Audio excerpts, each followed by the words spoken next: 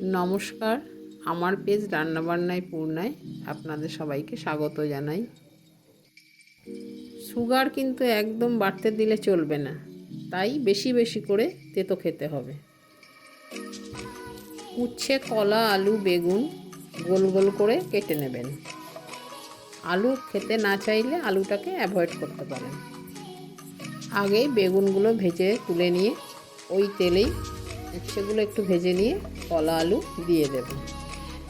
উচ্ছে ভাজার সময় ওতে নুন হলুদ দিয়েছি, বেগুনটা আগে থেকেই নুন হলুদ মাখানো ছিল। এটা একেবারেই নিরামিষ তেতো রেসিপি। এর আগে একটা ভিডিওতে আমিষ তেতো রেসিপি দেখিয়েছি, যারা ওই ভিডিওটা দেখেননি তারা একবার দেখতে পারেন।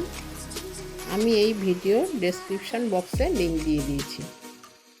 সবজিগুলো মোটামুটি ভাজা হয়ে গেলে বাটা মশলাটা দিয়ে দেব। বাটা মশলায় আমি আদা, সাদা সর্ষে, সাদা তিল, কাঁচা লঙ্কা দিয়েছি।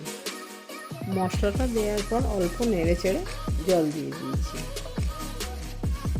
তারপর হলুদ আর স্বাদমতো চিনি দেব। আপনারা চাইলে চিনির জায়গায় গুড় ব্যবহার করতে পারেন। খুব অসুবিধা থাকলে চিনিটাকে অ্যাভয়েড করতে পারেন।